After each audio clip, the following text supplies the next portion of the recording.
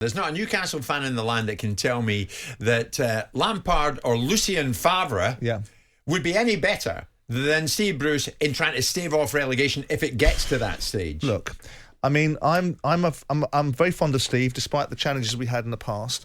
I think his time has run its course at Newcastle. Yeah, I think he does as well. And I think it's better that the end comes quicker rather than some sort of delayed execution. Wrong terminology given the ownership of that club. Yeah. But I am also of the mindset that he's a decent manager. But I think Newcastle fans, what's going to happen with Newcastle? People are sort of hearing the background noise. I saw Sean Custis last night on the press box talking about how deserved it was for Newcastle and how they really deserve. They don't deserve any ownership like this any more than anyone else does. No. They just happen to be the club that's been selected. That's right. But anybody that goes in now, the thing with Newcastle is there's going to be a 20% uplift from the players who are playing for new contracts, new positions, new opportunities, from the fans that have got rid of Mike Ashley. So there's going to be a feel-good factor that's going to carry them, I think, away from the relegation zone. Because I think a lot of people are thinking it would be hilarious if they get relegated.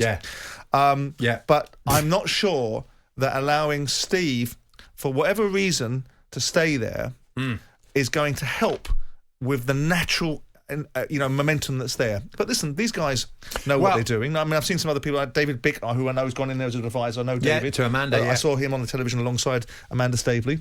Yeah, I mean, David Bick is up there this morning. He's inside St James's Park this morning, and no doubt Amanda Stavely will join him later because every day counts at the moment as far as the Newcastle takeover is concerned. I mean, I heard Olivier Giroud on breakfast saying Frank Lampard, he could do a great job at Newcastle. I mean, it'd be a story if Giroud said, no, I don't think Lampard's a man. Well, of course. And I also heard another journalist on this morning saying the Saudis are watching every move at the moment. No kidding. Well, there isn't any moves at the moment, is there? Of course. But the bottom line is, what's interesting is a bit of reality is that Antonio Conte killed it in the cradle. Not be going to Newcastle. Oh, what? Is that categorical? From what I understand, I listened to the press box, and Sean Custis is, the head of the Sun. Yeah. He's talking, and he's a Newcastle fan, so he'd have bias towards one direction. His attitude was, Conte's gone absolutely no. I want oven-baked football clubs. Really? Which Newcastle want one. That might change, though, when they wave gazillions in front of them. Maybe, but not while they're sitting in the bottom two of the Premier League. Listen, Simon, this is what we know this morning. I'm not sure what it takes. Cynical, that, by the way, Jim. All about money. Not everything's about money. Sorry about that. Did I offend you? An individual close to the takeover was speaking to me last night, Simon. Who, Jim? Who? I cannot reveal the name, but told me maybe don't expect a change in the Newcastle technical area before Sunday. And that is it a reliable source? And that Steve Bruce would more than likely be in the Newcastle technical area come Sunday.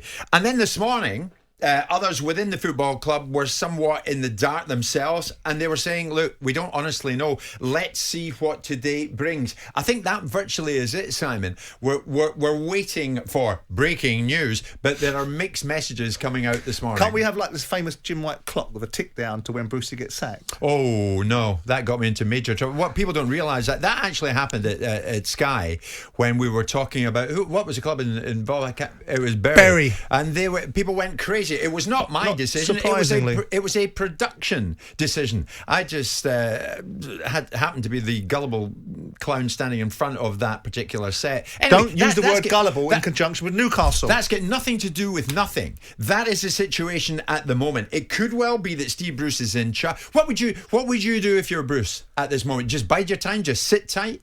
Look, I think it's well known and well established that there is a mechanism that's going to compensate Steve Bruce for departing Newcastle. So what are you going to do? You've taken the brickbats, you've taken the abuse. Whether it's justified or not is for a different discussion. Are you really going to have a hissy fit about whether they're going to sack you today or whether they ask you to do another job, another day's work for what might be a significant compensation package? Look, the bottom line is... But here's the bottom line. If he is in the technical area on Sunday when they face Tottenham, how does that look? Well, what do you mean, how does it look? I thought the major thrust... Well, we're told this is a new era, and this is the first game of the new era. How does it look to whom? To us in the media? The supporters. Or to the supporters? Well, I thought the supporters' main thing was we must get rid of Kaiser Solskjaer. Sorry, Mike Ashley. We must get rid of the devil incarnate. Right. Well, we've got rid of him. Yeah. So whatever I'm surely to God they must trust Amanda Stavely. She's delivered a deal. She knows what she's doing. She'll appoint a manager when she's ready, right? And the Newcastle fans will listen and follow and be clearly understanding that the new regime are the saviours. So they'll be patient, won't they? Listen, just in the passing, Ashley, he's not trying to buy Derby, is he? If he's bloody mad, he would be, yeah. Yeah.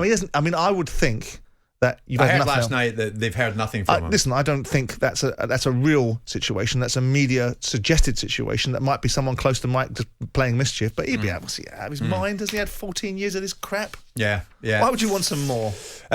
We await news out of Newcastle. We said that yesterday, didn't we? But it's still the same situation this morning. We await news from Newcastle. I was told last night it could well be that Steve Bruce is in the technical area when they play Tottenham for his on 1000th Sunday. game. Do you think it's sentiment? Do you know what, though? It could be sentiment. That is significant, though, Simon. He's on 999, for God's sake. Let him get into the technical area and take the game. Wouldn't it be the ultimate hypocrisy if the Newcastle fans clapped his 1000th game? Yeah. Guard of honour. That's the level of hypocrisy that will happen.